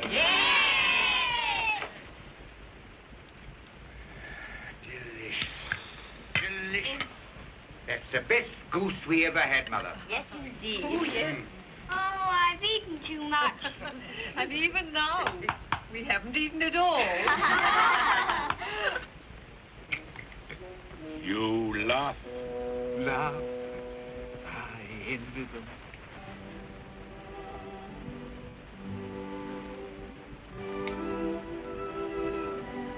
Spirit, tell me that Tiny Tim will live. I see a vacant seat in the poor chimney corner, and a crutch without an owner, carefully preserved. If these shadows remain unaltered in the future, a child will die. Oh, tell me that he'll be spared. If he is like to die, had he not better do it and decrease the surplus population? Come now. I give you a toast. I give you Mr. Scrooge, the founder of the feast. The founder of the feast, indeed. I wish I had him here. I'd give him a piece of my mind to feast upon. I hope he'd have a good appetite for it. But, my dear, the children, Christmas Day. It should be Christmas Day, I'm sure, on which one drinks the health of such an odious, stingy, hard, unfeeling man as Mr. Scrooge. You know he is, Robert. Nobody knows it better than you do, poor fellow. My dear, Christmas Day. Well, I'll drink his health for your sake and the day's, not his. He'll be very merry and very happy, I've no doubt. Here's Mr. Scrooge's health. Now, children, all together, Mr. Scrooge's health. Mr. Scrooge's health. Mr. Scrooge's health.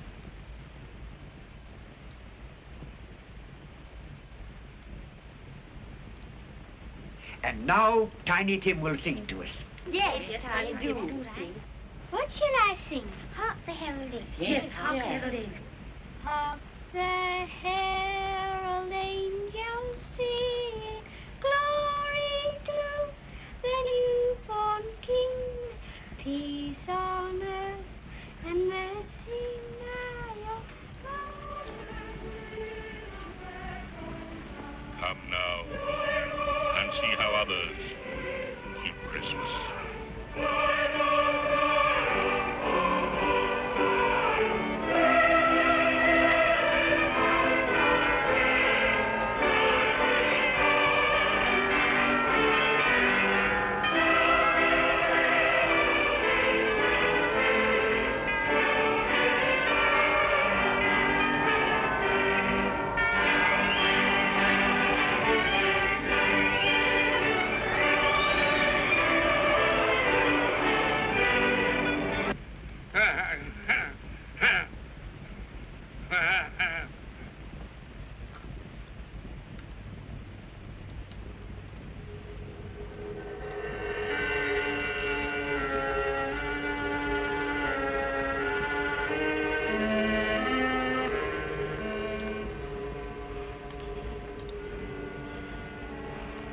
Ghost of the future, I fear you more than any specter I have seen.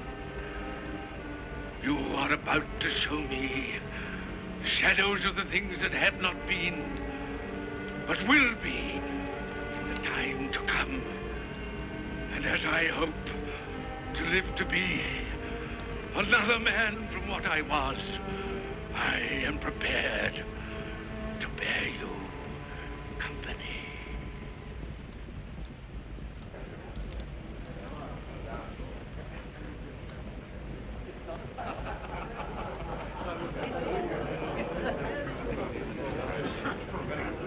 I don't know much about it either way. I only know he's dead. When did he die? Last night, I believe. Why, what was the matter with him? I thought he'd never die. Heaven knows. What's he done with his money? Left it to his company, perhaps. He hasn't left it to me. That's all I know. How are you? Very well. How are you? So old Nick has got his own at last. Yes, so I'm told. Cold, isn't it? Seasonable for Christmas time. Oh, yes. You're not a skater, I suppose. Oh, no. I've got something else to think about. I do not see myself in my accustomed place. Where am I? Why am I not there?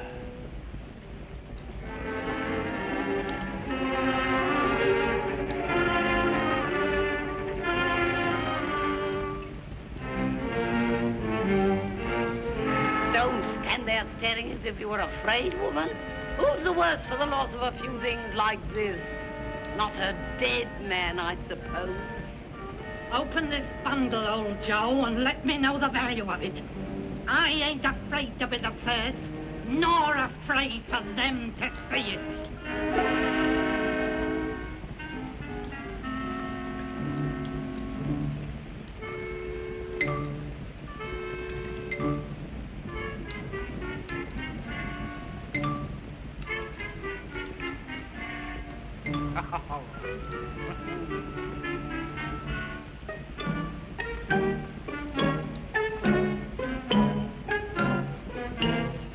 There's your account.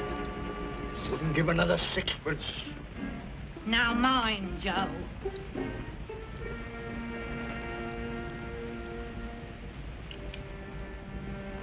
Ah. 8 shillings. I always give too much to ladies. It's a weakness of mine. And now unto my bundle, Joe.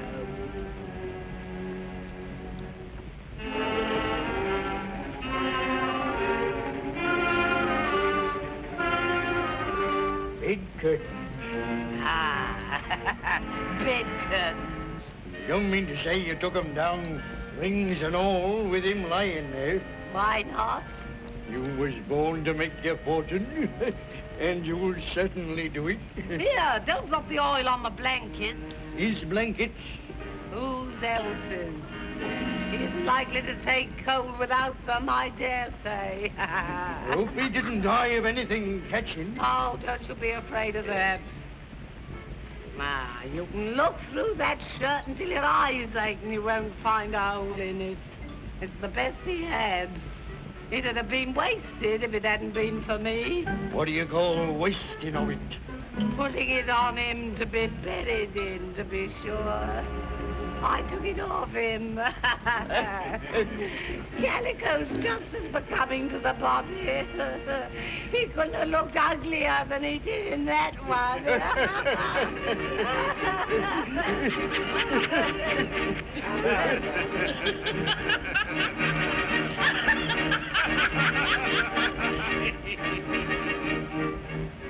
This is the end of it, you see. He frightened everyone away from him when he was alive, to profit us when he was dead. I see. The case of this unhappy man might be my own. My life tends that way now. Merciful heavens! What is that?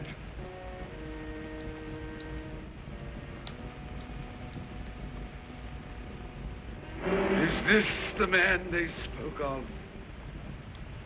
Neglected, robbed, hated. Can you not show me some tenderness connected with death?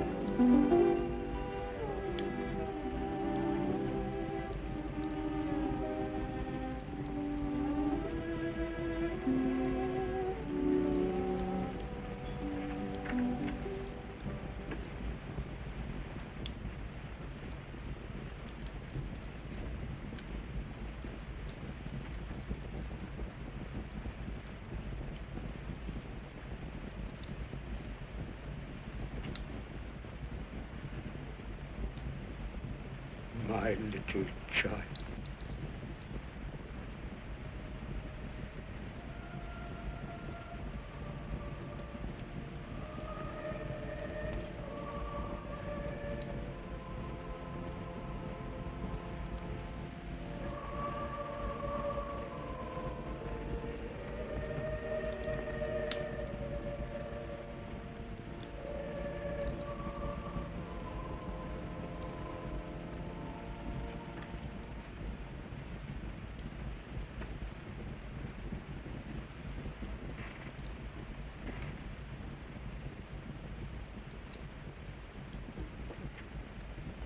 Tiny Tim,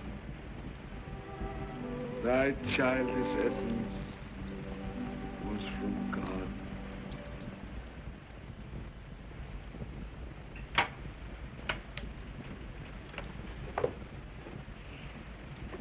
I met Mr. Scrooge's nephew today, and he said to me, I'm heartily sorry for you, Mr. Cratchit, and heartily sorry for your good wife. So how he knew that, I don't know. Knew what, my dear? Why, that you were a good wife. Everybody knows that. Well observed, my boy. And he said, if there's any service that I can do for you, pray come to me.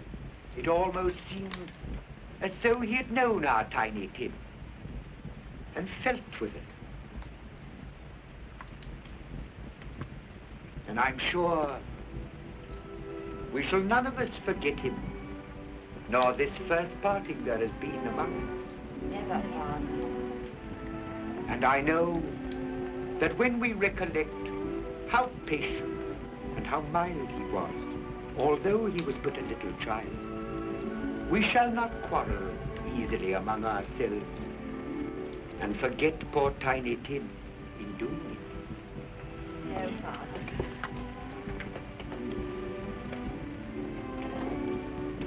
I'm very happy. Very happy. Now, Spirit, tell me what man that was whom we saw lying dead.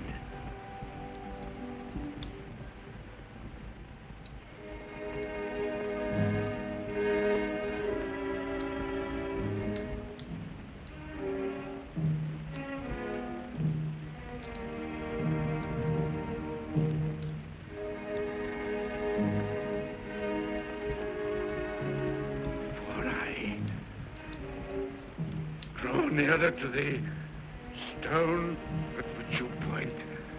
Tell me, are these the shadows of the things that will be? Or are they the shadows of the things that may be only? Ebenezer Scrooge!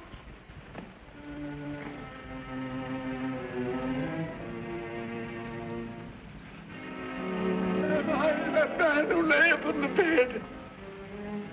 No, Spirit, no. I'll not be the man I was. I'll not be the man I must have been but for this intercourse. Why show me this if it is all too late? Tell me I may sponge away the writing on this stone. I will honor Christmas in my heart and try to keep it all the year. I will live in the past, the present, and the future. The spirits of all three shall strive within me. I will not shut out the lessons that they teach. No, no, no, no.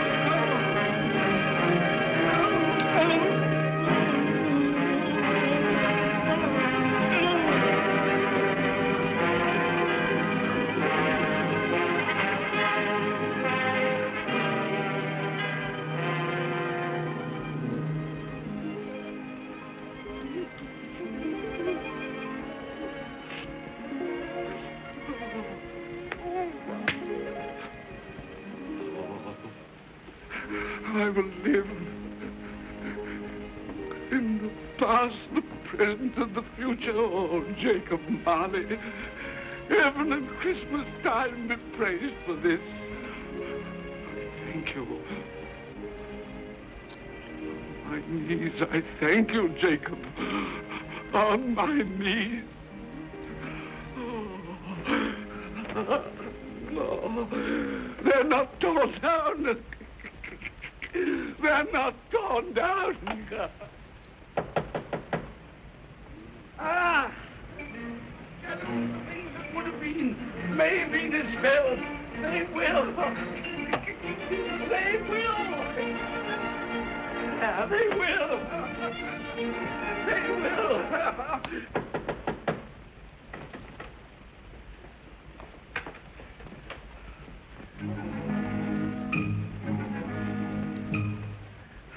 A Merry Christmas. God bless you. Oh, I don't know what to do.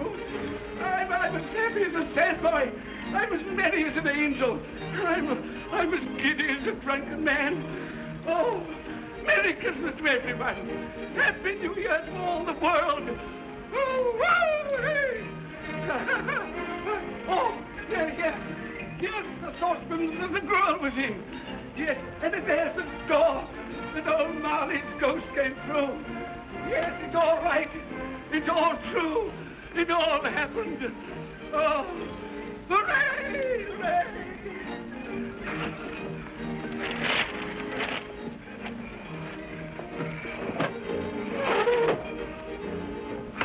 Glorious, glorious. Hey, boy! Hey, a Merry Christmas! It is Christmas Day, isn't it? Why, of course. I knew I hadn't missed it. Oh, the spirits have done it all in one night. Hey, do you know the poulterer at the corner of the street next but one? How'd you know if I did? An intelligent boy, a remarkable boy. Do you know if they've sold the prize turkey that they had hanging there? It'll be hanging there now. Well, you go and buy it. Walker. No, I'm in earnest. You go and buy it and bring it back here, and I'll tell you where to take it. And you come back with the man, and I'll give you a shilling. You come back in less than 5 minutes, and I'll give you half a crown. Hooray!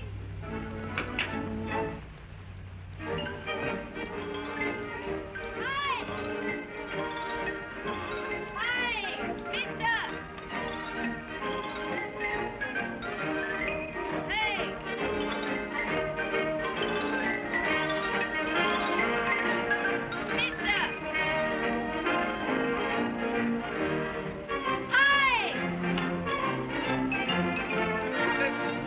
Can't carry that to the Cratchit. You'll have to have a cab. There you are, my boy. There's the address. There's the money. And there's the money to you. Very kind of you to have brought it round. Ah, Merry Christmas, my dear. Thank you, sir. The same to you. That won't come and dine with you? Uncle Scrooge. Oh! Still, what's the consequence? He won't do as much of a dinner. Indeed. Well, I think he'll lose a very good dinner.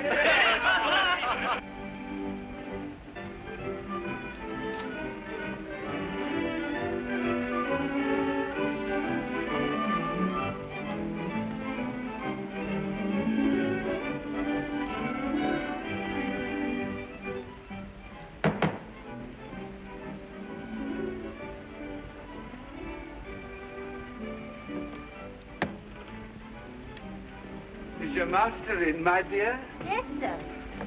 Can I see him, my love? He's in the dining room, sir. I'll show you in.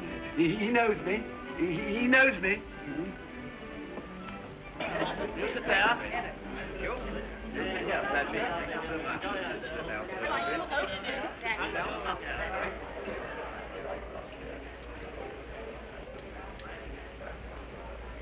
Fred. Bless my soul, who's this?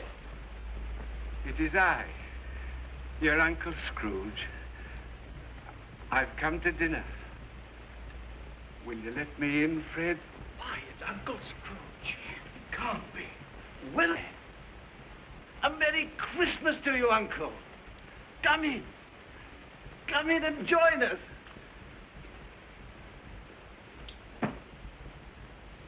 Welcome, Uncle.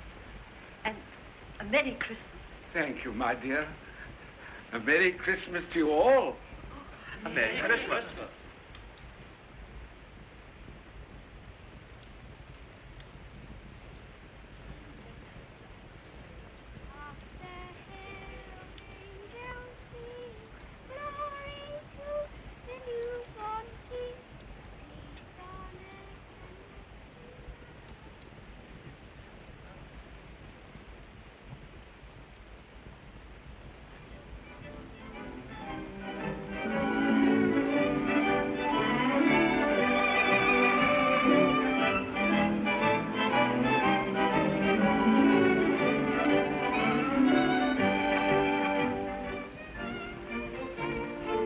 office, Bob. It's nearly 9 o'clock.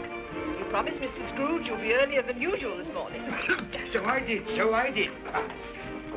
You. Thank you. Goodbye, my dear. Goodbye, my darling. Goodbye, my darling.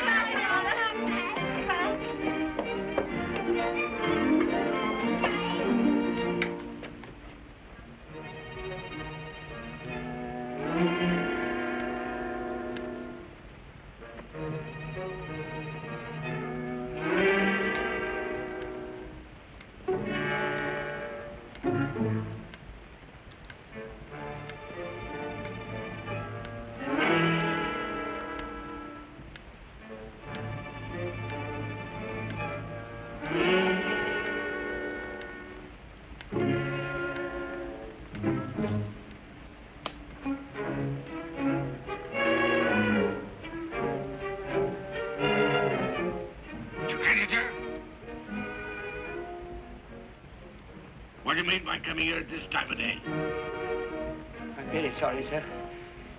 I am behind my time. I think you are, sir. I think you are. There's only one thing here, sir.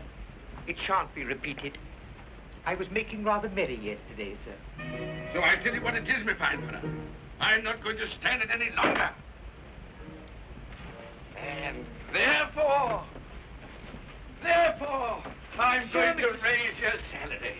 Sir, you must be joking. Never more serious in all my life, Bob. I'm going to raise your salary, and as for 96, I'll be a second father to you. God's sake. No more work today, Bob. No work today. Make haste to your battery, Bob. They'll be wanting it today, Bob. They'll be wanting it today. A Merry Christmas, Bob. A merrier Christmas, my good fellow, than I've given you for many a year. Go on now. Go on. Merry Christmas to all the world. Happy New Year to everyone. God bless us all. God bless us everyone.